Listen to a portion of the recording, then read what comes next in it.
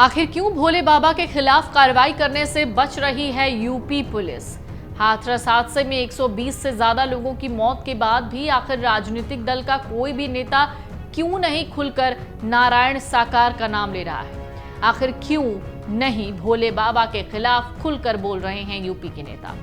आइए हम आपको बताते हैं, जब सभी दिग्गज ने चुप्पी साध रखी है तो क्यों मायावती खुलकर नारायण साकार को निशाने पर ले रही हैं। क्या सियासी जमीन वापस पाने के लिए भोले बाबा पर हमलावर है मायावती? तो आइए आज हम आपको बताते हैं क्या है इसके पीछे की वजह। हाथरस में हुई बड़ी घटना के बाद बहुजन समाज पार्टी एक ऐसी पार्टी है जो खुलकर कथावाचक नारायण साकार की गिरफ्तारी की मांग कर रही है। लगातार सोशल मीडिया पर बहुजन समाज पार्टी की मुखिया मायावती न सिर्फ नारायण साकार को निशाने पर ले रही हैं, बल्कि उसके खिलाफ कड़ी कार्रवाई करके एक बड़े वोट बैंक को साध रही हैं। सियासी गलियारों में चर्चाएं इस बात की हैं कि आखिर मायावती नारायण साकार के खिलाफ खुलकर इस कदर क्यों बोल रही हैं, वो भी तब जब कभी बहुजन समाज पार्टी की सरकार में नारायण साकार की तूती बोलती थी। दरअसल राजनीतिक जानकारों का कहना है मायावती ने नारायण साकार पर हमला कर दलितों को एक बड़ा संदेश देने की कोशिश की है। इस संदेश में बहुजन समाज पार्टी के रणनीतिकार अपना बड़ा सियासी फायदा देख रहे हैं। हाथरस में हुई बड़ी घटना के बाद कथावाचक नारायण साकार को मिली क्लीन चिट के साथ मायावती ने उन पर सीधा हमला शुरू कर दिया।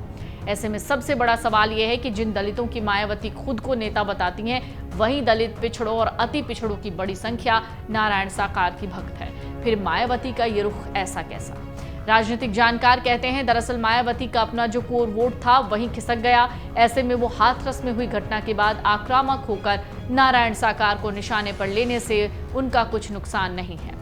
दलित पिछड़े और अति पिछड़े की बड़ी संख्या नारायण साकार की भक्त है। अगर वो मायावती के नारायण साकार को निशाने पर लिए जाने से नाराज भी होती है तो भी मायावती का कोई बड़ा नुकसान होता नहीं दिखता, क्योंकि इस वर्ग का एक बड़ा हिस्सा पहले से ही मायावती से दूर जा चुका है। ऐसे में बहुजन समाज पार्टी के रणनीतिकारों को उम्मीद है कि मायावती की अपील के साथ दलितों, पिछड़ों और अति पिछड़ों का एक बड़ा तबका उनके साथ जुड़ सकता है। बहुजन समाज पार्टी से जुड़े रणनीतिकारों की माने तो सियासी रूप से ये दांव मायावती के लिए कारगर नजर आ रहा है। यही वजह है मायावती खुलकर इस मामले में नारायण साकार को निशाने पर ले रही है। राजनीतिक जानकार कहते हैं ये बात भी सही है कि हाथरस के पूरे घटनाक्रम पर जिस तरह से सियासी दल चुप्पी साधे हैं, उसमें मायावती राजनीतिक तौर पर अपने लिए संजीवनी तलाश रही हैं।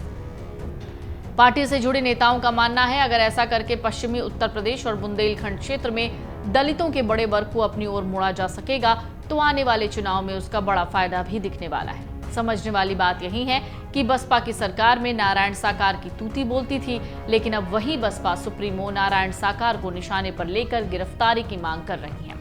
हालांकि बहुजन समाज पार्टी से जुड़े नेताओं का मानना है पार्टी सिर्फ हाथरस मामले से ही नहीं बल्कि अपने जनाधार को पाने के लिए जमीनी रूप से बड़ी मजबूत तैयारी कर रही है। इसके लिए बाकायदा पार्टी में अपने संगठनात्मक ढांचे को मजबूत करने की पूरी तैयारी शुरू कर दी है। दरअसल पार्टी के भीतर भी इस बात को लेकर मंथन हो रहा है कि किस तरीके से उनके वोट बैंक में सेंधमारी हो रही है। अगर ऐसा ही होता रहा तो आने वाले दिनों में बड़े सियासी संकट के दौर से गुजर सकती है बहुजन समाज पार्टी। पार्टी से जुड़े रहे एक वरिष्ठ नेता बताते हैं भारतीय जनता पार्टी के साथ साथ और कांग्रेस ने तो सेंधमारी की ही है, बल्कि पार्टी के लिए बड़ी चिंता लोकसभा सदस्य चंद्रशेखर भी बन रहे हैं। राजनीतिक जानकार कहते हैं दलित राजनीति में जिस तरह से बहुजन समाज पार्टी के सामने चुनौती आ रही है वो निश्चित तौर पर बसपा सुप्रीमो के लिए चिंता की बात तो है। उनका मानना है बहुजन समाज पार्टी अगर अभी भी सदी हुई सियासी रणनीति का कुछ इस्तेमाल करती है तो उसके अपने बचे हुए वोट बैंक को रोक सकती है। बहुजन समाज पार्टी से जुड़े वरिष्ठ नेता कहते हैं उनकी पार्टी ने इसी आधार पर आगे की पूरी रणनीति बनाई है। नारायण साकार और भोले बाबा के कार्यक्रम में मची भगदड़ से हुई 125 मौतों के बाद भी नारायण साकार का नाम कोई राजनीतिक दल खुलकर नहीं ले रहा। मामले में जिस तरीके से FIR हुई, धरपकड़ जारी है, उसमें भी नारायण साकार और भोले बाबा का कोई जिक्र नहीं। दरअसल जानकारों का कहना है नारायण साकार और भोले बाबा के मामले में सियासी दलों के खुलकर ना बोलने के पीछे दलितों की पॉलिटिक्स और पिछड़ों से लेकर अति पिछड़ों के वोटों का मामला सामने आ रहा है। कहा जा रहा है बाबा के भक्तों में सबसे ज्यादा संख्या दलितों समेत पिछड़ों और अति पिछड़ों की है। यही वजह है कोई भी राजनीतिक दल खुलकर बाबा को निशाने पर नहीं ले रहा।